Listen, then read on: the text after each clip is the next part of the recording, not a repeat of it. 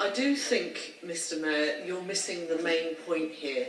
Those issues that you raise are, could well be welcome aspects of treating some of the symptoms we're suffering, but the core disease is caused by a toxic mix of a predatory business approach by this company, Uber, and a desperate lack of enforcement against bad practices like touting. I put it to you, Mr Mayor, that passivity by TfL and yourself in tackling this challenge to the industry is actually basically causing the total decline. We are in danger of completely losing the historic black taxi industry in this city.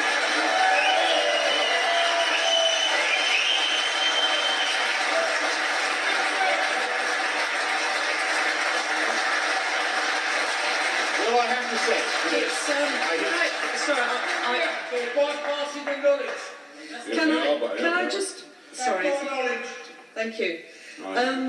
The point is, Mr Mayor, that the regulator should have analysed and looked at Uber and what it was doing and how it practiced much earlier on.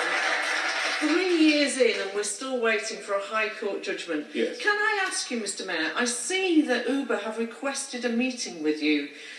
Have you met them before? If so, how often have you met them before?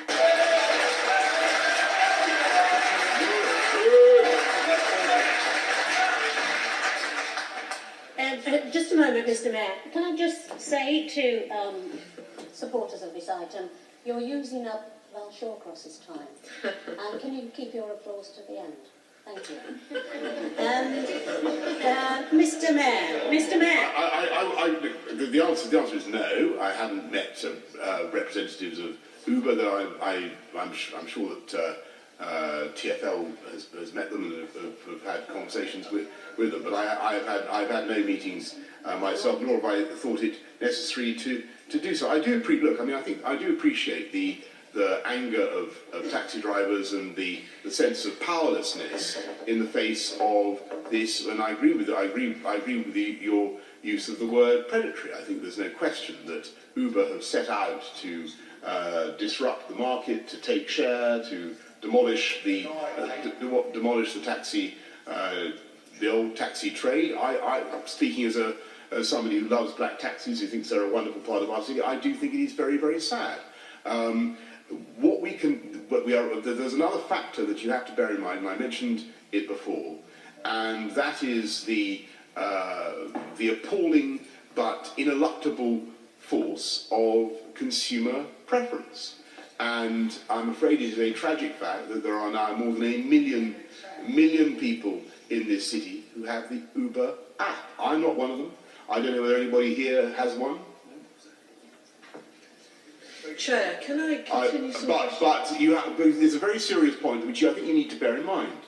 You're dealing with consumer a huge economic force, which is customer choice, and the taxi trade needs to recognise that. And I perfectly understand that we regulate the taxi trade. We make it difficult.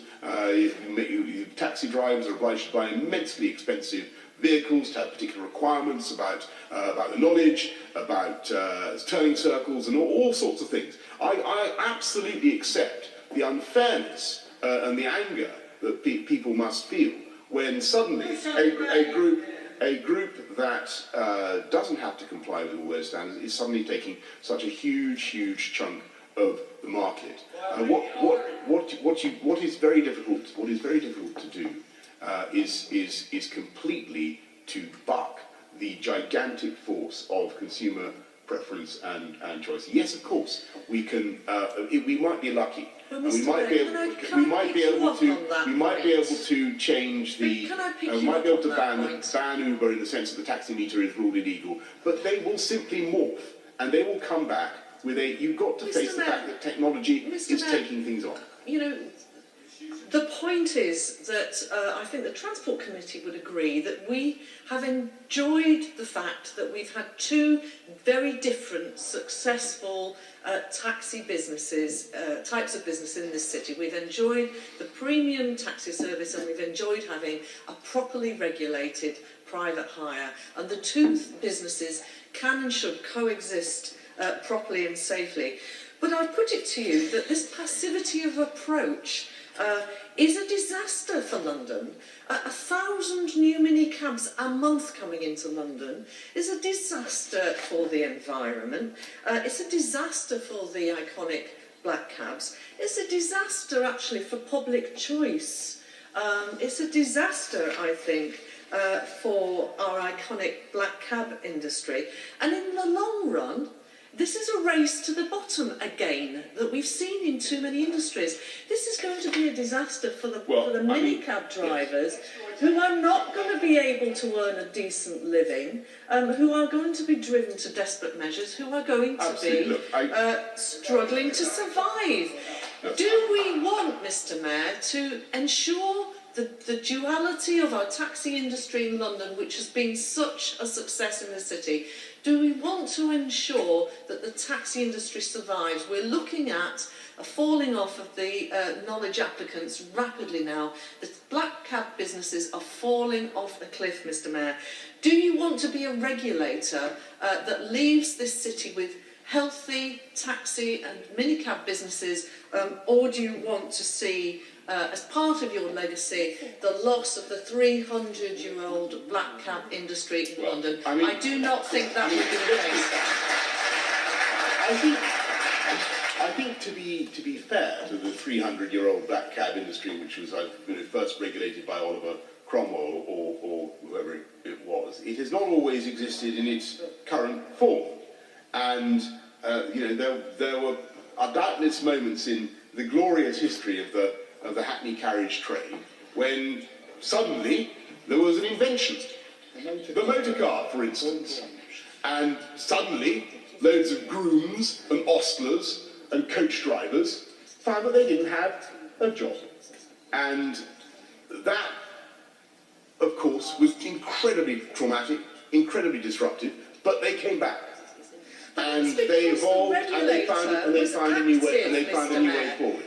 What you cannot do. Was that transition? What you cannot do. Not because the regulators were thoughtful and active and took steps to ensure the public interest. What the regulator did not try to do. What steps you are going to take to ensure the public interest in this issue before you go? What you cannot do, what the regulator at no stage tried to do, was to tell the public that they could not have access to motor cars in order to protect the hackney carriage trade, and that would have been eccentric. What we want to do is to have fairness, and I perfectly accept the anger and the sense of unfairness that black taxi drivers feel, because they are very heavily regulated, and Uber currently do not seem to face the same regulations. Now, that's one of the reasons why we're taking forward the measures that I've announced, including a restriction on the quantity of minicabs. Now, if I'm hearing from you that that is a policy that the Labour Party supports, I'm delighted to hear it, and I look forward to hearing I think, Mr. support Mayor, you would be much better dealing with the cause than the symptoms in your regulatory practice. I think you've got to be. A spot of intellectual honesty is always a good thing, Val. And the reality is that you're not just dealing with a predatory American taxi minicab app, though you certainly are. And I said before, I don't like their attitude. I don't like the way they set out to disrupt life in this city. And that's one. But you've also got to face the desire of millions of people in London to travel more cheaply and that is why there are more than 1 million people who currently have the app. You have to face the fact that we are dealing with market forces as well. Chair, I think I've run out of time. And by the way,